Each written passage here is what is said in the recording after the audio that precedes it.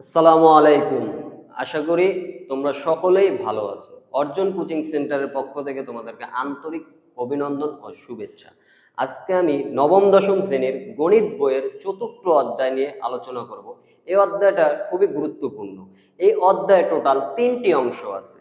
একটি হলো 4.1, 4.2, 4.3।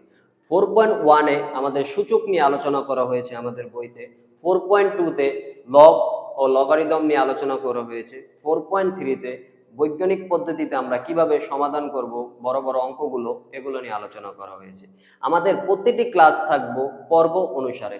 এটা হলো আমাদের প্রথম পর্ব 4.1-এর জন্য, যা আমরা এই অধ্যায়ে সকল সূত্র নিয়ে আলোচনা করব। 4.1-এর অঙ্ক করার জন্য তোমার যত সূত্র দরকার এই অধ্যায়ে আমরা সকল সূত্র নিয়ে আলোচনা করব। চলো শুরু করা যাক। দেখো, প্রথমে আমি যেহেতু সূচক নিয়ে কথা বলবো, তাহলে সূচক কাকে বলে এটা আমাদের জানাটা খুবই জরুরি। খেয়াল করো, বোর্ডের ভেতর আমি একটা সংজ্ঞা লেখা রাখছি ভাইয়া। কোন সংখ্যাকে সেই সংখ্যা দিয়ে বারবার গুণ করা হলে যতবার করা হয় ততকে ওই সংখ্যা সূচক বা শক্তি বা ঘাত বলে। ভাইয়া বুঝতে পারলাম না কি বুঝাইতে চাইলেন। খেয়াল করো একটা জিনিস, মনে করো ভাইয়া এরকম আমি 2 গুণ 2 গুণ 2 এভাবে আমি অনেকবার, ধরো 4টা টুরে গুণ করলাম, তাহলে 4টা টুরে যে আমি গুণ করলাম, এইটারে আমি গুণ করার কারণে এই যে কতবার গুণ করছি, একবার, দুইবার, তিনবার, চারবার, দ্যাট মিনস আমি এখানে লিখতে পারি কি 2 টু দি পাওয়ার 4। এই যে এখানে যে জিনিসটা আছে ভাইয়া পাওয়ার, এইটার নাই হলো অ্যাকচুয়ালি সূচক। আর এই অধ্যায়ে মূলত আমরা এই সূচক নিয়ে কথাবার্তা বলবো। আর এই যে টুটা আছে, এই টুটা অ্যাকচুয়ালি আমার এখানে বুঝাইতেছে হলো বেস বা ভিত্তি, বেস বা ভিত্তি। এই অধ্যায়টা যদি তুমি সবচেয়ে ভালো পারতে যাও, তাহলে তোমাকে আগে সূচক চিনতে হবে এবং বেস আর ভিত্তিকে এটা ভালোভাবে চিনতে হবে। এবং এর সাথে তুমি যদি এই 10টা সূত্র পারো, এই অধ্যায়টা হলো অনেক সহজ, যেগুলো তুমি দেখলেই খুব ইজিলি খুব সুন্দরভাবে অঙ্কগুলো করতে পারবে। তাহলে চলো ভাইয়া ধাপে ধাপে তোমাকে 10টা সূত্র শিখিয়ে দেই, দেখবে একবারে সহজ। তুমি শুধু দুইটা জিনিস এই অধ্যায়ে খেয়াল রাখবা ভাইয়া। কয়টা জিনিস? দুইটা। এক নম্বরে তুমি দেখবা হলো তোমার বেস সেম আছে কিনা, আর 2 নম্বরে তুমি দেখবা হলো কি সম্পর্কে আছে, এখানে কি সম্পর্কে আছে। তাহলে চলো শুরু করা যায়। 1 নম্বর সূত্রে খেয়াল করো তো ভাইয়া, বোর্ডে লেখা রাখছি, দেখো তো এখানে দুইটা জিনিসেরই বেস সেম না। তোমাকে আমি আগেই বলছি তুমি কি চেক করবা বেস সেম আছে কিনা। দেখো এখানেও বেজ আছে এ, এখানেও বেজ আছে এ। এরপরে তুমি আরেকটা জিনিস আইডেন্টিফাই করবা। কি আইডেন্টিফাই করবা ভাইয়া? তুমি আইডেন্টিফাই করবা ভাইয়া এখানে গুণের সম্পর্ক। কি সম্পর্ক আছে? দেখো এখানে গুণের সম্পর্ক আছে ভাই। তোমার কোনো কিচ্ছু করার দরকার নাই। যখন তুমি দেখবা বেস সেম সম্পর্ক গুণের, পাওয়ার গুলারে জাস্ট তুমি যোগ করে দিবা। পাওয়ার গুলারে কি করবা ভাইয়া? যোগ করে দিবা। ফর এক্সাম্পল, এখানে তুমি যদি একটা ম্যাথ এভাবে যদি থাকে তোমার y⁴ গুণ y⁵ ভাইয়া, এটা আমরা কিভাবে সলভ করব? খেয়াল করো, দেখো এখানেও বেস সেম, এখানেও বেস সেম সম্পর্ক আছে গুণের। ভাই আপনি এই দুইটা জিনিস আমাকে দেখতে বলছেন, আমি দেখছি। তাহলে জাস্ট আমার পাওয়ার গুলার কি করতে হবে? যোগ করতে হবে। 6 + 5 আলটিমেটলি আমরা লিখতে পারি দ্যাট মিন্স y⁴11। আশা করি প্রথম সূত্রটা আমরা সবাই বুঝতে পারছি। খালি আমার মূল কাজ কি দেখতে হবে বেস সেম কিনা আর সম্পর্কটা আইডেন্টিফাই করতে। 2 নম্বর সূত্রটাও ঠিক সেম কেস।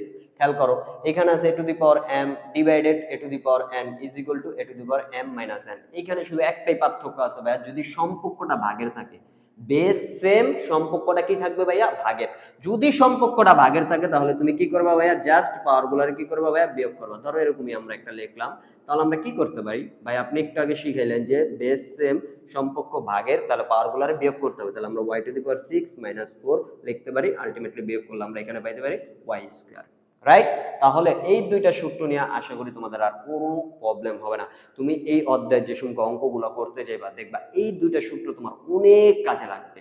তার মানে মূল কাজ কি? বেস সেম দেখা আর পাওয়ার সম্পর্ক কি আছে, এই দুইটা জিনিস দেখলে কাজ শেষ। আর আমার এখানে কোনো কাজ নেই। খেয়াল করো ভাইয়া, কিছু শর্ত আছে। এ বিলংস টু আর, মানে আর মানে কি? বাস্তব সংখ্যা। বাস্তব সংখ্যা কাকে বলে? তোমাদের বইতে শুরুতেই নবম দশম শ্রেণীর প্রথম অধ্যায় আছে বাস্তব সংখ্যা নিয়ে, আশা করি তোমরা সবাই জানো। সকল মূলদ ও অমূলদ সংখ্যাকে বাস্তব সংখ্যা বলে। মানে বাস্তব সংখ্যার ভিতরে সবকিছুই আসতে পারে, মানে এর মান যে কোনো কিছু হোক, এতে কোনো সমস্যা নাই। আর এখানে কি আছে ভাইয়া? M N belongs to Z. Z মানে কি ভাইয়া? পূর্ণ সংখ্যা। পূর্ণ সংখ্যা কাকে বলে? শূন্য সহ সকল ধনাত্মক ও ঋণাত্মক অখণ্ড সংখ্যাকে কি বলে? পূর্ণ সংখ্যা বলে। তাহলে পূর্ণ সংখ্যার ভিতরে সবাই আছে, শূন্য আছে, ধনাত্মক সংখ্যা আছে, ঋণাত্মক সংখ্যা আছে, খালি একটা জিনিস নাই। একটা জিনিস কি? অখণ্ড সংখ্যা। অখণ্ড মানে কি? খণ্ড না সংখ্যাটা, মানে ভগ্নাংশ না। যেমন 5.2 এটা কি একটা ভগ্নাংশ? 5/6 এটা কি একটা ভগ্নাংশ, এগুলা কখনো আসবে না পূর্ণ সংখ্যার ভিতরে। এছাড়া যত সংখ্যা আছে সবগুলোই কি এখানে আসবে। আচ্ছা, 2 নম্বর সূত্রটা খেয়াল করো ভাইয়া। 3 নম্বর সূত্রটা খেয়াল করো। এখন দেখো দুইটা জিনিস যদি গুণ আকারে থাকে, এর পাওয়ারটা যদি হোল আকারে থাকে, খেয়াল করো ভাইয়া, দুইটা জিনিস গুণ আকারে বা দুইটা থাকতে পারে, তিনটা থাকতে পারে, চারটা থাকতে পারে, এইভাবে, কিন্তু পাওয়ারটা যদি হোল আকারে থাকে তাহলে তুমি চাইলে আলাদা আলাদা পাওয়ার দিতে পারবা, আলাদা আলাদা ভাবে পাওয়ার দিতে পারবা। একটা উদাহরণ দিলে তুমি খুব ভালোভাবে বুঝতে পারবা। মনে করো ভাইয়া তোমার আছে এখানে হলো এক্স ওয়াই পাওয়ার আছে কিউ, তখন তুমি চাইলে এটারে এভাবে লিখতে পারবে এক্স কিউব গুণ ওয়াই কিউব। জাস্ট একটা সিম্পল বিষয়, চাইলে আমরা সেপারেট বা আলাদা করতে পারি। ঠিক 4 নাম্বার সূত্রটা হলো সেম, যদি ভাগাকারও থাকতো তাও তুমি চাইলে আলাদা করতে পারতা। যেমন ভাগাকারে যদি এরকম থাকে, এর পাওয়ার যদি তোমার মনে করো 6 থাকে, তখন তুমি চাইলে এর উপরে আলাদাভাবে 6 দিতে পারবা, বির উপরেও আলাদাভাবে 6 দিতে পারবা। মানে আমরা চাইলে এটা থাকলে এটা লিখতে পারবো, এটা থাকলে এটা লিখতে পারবো। আর তোমার আরেকটা জিনিস খুব ভালোভাবে খেয়াল রাখতে হবে ভাইয়া, কখনো তোমার লেফট সাইড থাকবো রাইট সাইড লিখতে হবে, কখনো রাইট সাইড থাকবো তোমার লেফট সাইড লিখতে হবে। মানে বাম পাশ দেখলে তোমার ডান পাশ যাতে মনে থাকে, এবং ডান পাশ দেখলে যাতে বাম পাশ মনে থাকে। এগুলো যদি তুমি একটু প্র্যাকটিস করো তাহলে এই অধ্যায়ের প্রত্যেকটা অঙ্ক খুবই সহজ, তুমি খুবই ইজিলি সলভ করতে পারবা। খেয়াল করো, এখানে একটা শর্ত আছে এ ক্যান নট জিরো, মানে এর মান কখনো কি হইতে পারবো না, জিরো হইতে পারবো না। কারণ এ যদি জিরো হয় তখন এই শর্তগুলো, এই সূত্রর শর্তগুলো আর খাটবে না। খেয়াল করো 5 নাম্বারটা আরো খুবই গুরুত্বপূর্ণ সূত্র, এটা যে কতবার ব্যবহার করবা এই অধ্যায় করতে গেলে তুমি বুঝতে পারবা। যদি a to the power m whole to the power m, মানে পাওয়ারের উপরে পাওয়ার থাকে, কিচ্ছু করার নেই ভাই, জাস্ট তুমি পাওয়ার গুলারে গুণ করবা। জাস্ট কি করবো ভাইয়া, পাওয়ার গুলারে গুণ করবো। খেয়াল করো, দেখো এখানে আছে আমার এ টু দি পাওয়ার ধরো 5, এর উপরে আছে এ টু দি পাওয়ার 6, তার মানে আপনি একটু আগে শিখে গেলেন ভাই পাওয়ারের উপর পাওয়ার আছে, জাস্ট আমার পাওয়ার গুলারে কি করতে হবে, 5 গুণ 6, আলটিমেটলি আমাদের লিখতে হবে এ টু দি পাওয়ার 30। আশা করি বুঝতে পারছি। তাহলে এই 5টা সূত্র আমরা খুব ইজিলি শিখতে পারলাম। 6 নম্বর সূত্রটা খেয়াল করো ভাই, খুবই গুরুত্বপূর্ণ রুটের অঙ্ক করার জন্য। এম রুট অফ এ, যদি এরকম কোনো কিছু থাকে তাহলে তুমি ডিরেক্ট যেখানে বেসটা থাকবো এটা লিখবা, আর এইখানে যে জিনিসটা থাকবো রুটের ওইটা তুমি এখানে নিচে লিখবা। আরেকটা জিনিস একটু বলে রাখি, খেয়াল করো, শুধু রুট এ দ্বারা ডিনোট করে হাফ, রুটের পাওয়ার দ্বারা কি ডিনোট করে হাফ। তুমি অনেক ম্যাথ দেখবা ভাইয়া এরকম তুমি পাইবা, যেমন মনে করা হচ্ছে 2√2, তখন তুমি এটার পরিবর্তে লিখবা 2 উপরে পাওয়ার হাফ। যদি দেখো তুমি 3√3, তখন তুমি লিখবা 3 উপরে পাওয়ার হাফ। জাস্ট একটা সিম্পল বিষয়। কিন্তু ভাই একটা জিনিস খেয়াল করো, তুমি মনে করো এখানে আছে 5, এখানে আছে 3, তখন তুমি কি লিখবা, জাস্ট 5 এখানে লিখবা। এরপর এইখানে যেটা থাকবো অলওয়েজ হয়ে যাবে নিচে, আর উপরে 1 আজীবনের জন্য ফিক্সড। এই সূত্রটা তুমি জাস্ট ফরম্যাট মনে রাখবা, এই ফরম্যাট দেখা মাত্রই তুমি এভাবে অ্যাপ্লাই করবা। এর পরবর্তীতে খেয়াল করো তো ভাইয়া, যদি এরকম কোনো কেস থাকে, এদিকে ধরো তোমার আছে হলো 4, আর এইখানে ধরো তোমার আছে 5 পাওয়ার 6, যেই কোনো কিছু থাকতে পারে ভাইয়া, যেই কোনো কিছু থাকতে পারে, তাহলে তুমি এটারে কি লিখতে পারবে ভাইয়া, একটু আগে আপনি শিখে গেলেন 5 লিখবা। এই পাশে যে জিনিসটা থাকবো, এক কথা হলো রুটের বাইরে উপরে যে জিনিসটা থাকবো ওটা তুমি আজীবনের জন্য সব সময় নিচে লিখবা ভাইয়া, আর এই উপরে যেটা পাওয়ার থাকবো ওই সব সময় উপরে থাকবো। ক্লিয়ার? আশা করি বুঝতে পারছি, একটু প্র্যাকটিস করলে পারবা। তাহলে আমরা 6 নম্বর সূত্রটা শিখলাম। আর 7 নম্বর সূত্র আরো গুরুত্বপূর্ণ, খুবই একটা সিম্পল সূত্র, খেয়াল করা ভাই, কোনো কিছুর পাওয়ার, যেই কোনো কিছুর পাওয়ার যদি 0 হয় তাহলে তুমি আজীবনের লেগে অ্যান্সার লিখবা 1। এখানে তোমার কোনো দিকে আর কিছু দেখার দরকার নেই, তুমি পাওয়ার 0 দেখছো লিখবা 1। তাহলে একটা শর্ত ব্যতিক্রম, এ ক্যান নট 0, মানে এর মান কখনো 0 হতে পারে না। মানে তুমি 0 পাওয়ার 0 ক্যান নট 1, এটা তুমি 1 লিখতে পারবে না। এছাড়া যেই কোনো কিছুর পাওয়ার, ধরো প্লাস মাইনাস 56 বা যে কোনো কিছু ধরো তাও কি 1, যদি রুট এক্স এর উপরে যদি 0 থাকে তাও আমরা কি লিখতে পারবো 1। মানে যেই কোনো কিছুর পাওয়ার যদি 0 থাকে তাহলে ভাই আমরা কি লিখতে পারবো, খুব সহজেই 1 লিখতে পারবো। খেয়াল করো 8 নাম্বার সূত্রটা তো তুমি অঙ্ক করতে গেলে অনেকবার পাইবা, খুবই ভালোভাবে খেয়াল করো ভাইয়া। যদি কোনো কিছুর উপর পাওয়ার মাইনাস থাকে, খুবই একটু একটা জিনিস মনোযোগ দাও, কোনো কিছুর পাওয়ার যদি কি থাকে ভাইয়া, মাইনাস থাকে, খেয়াল করো a to the power minus n, যদি মাইনাস থাকে তুমি কি করবা, আজীবনের জন্য তুমি ফরম্যাটটা মনে রাখবা, উপরে দিবা 1, নিচে একটা দাগ দিবা, এখানে যা থাকবে তাই কপি করে দিবা। আশা করি বুঝতে পারছি। খেয়াল করো আরেকটু রিপিট করি, দেখো এরকম যদি আছে x টু দি পাওয়ার -5, তখন তুমি কি করবা, তখন তুমি ইজিলি এরকম লিখতে পারবা 1 divided by x to the power 5। যদি ভাই এরকম থাকতো y টু দি পাওয়ার -1, তখন আমি কি লিখতাম 1 divided by y to the power 1। আমি প্রথমে একটা কথা বলছিলাম, সূচকের পাওয়ার 1 না লিখলেও হয়, আর আমরা নাই লিখবো এখানে, কারণ বইতে লেখা নাই। ক্লিয়ার? আশা করি এতটুকু জিনিস বুঝতে পারছি। যেই কোনো কিছু, আবার যদি কখনো যদি তোমার এরকম কোনো কিছু থাকে, খেয়াল করো 1/x, এটার পরিবর্তে তাহলে তুমি কি লিখতে পারবা, চাইলেই মাইনাস এই সূত্রটা লিখতে পারবা। ঠিক সেম ভাবে যদি তোমার এরকম কিছু থাকে 1 ডিভাইডেড বাই এক্স স্কোয়ার, তাহলে তুমি চাইলে লিখতে পারবা x টু দি পাওয়ার -2। আশা করি বুঝতে পারছি। খেয়াল করো ভাইয়া, এই হলো আমাদের 8 নাম্বার শেষ। 9 নাম্বার সূত্রটা খুবই গুরুত্বপূর্ণ, 10 নম্বর সূত্রটাও খুবই গুরুত্বপূর্ণ। খেয়াল করো, যদি x ক্যান নট জিরো, মানে x এর মান কখনো কি হইতে পারবে না, জিরো হইতে পারবে না।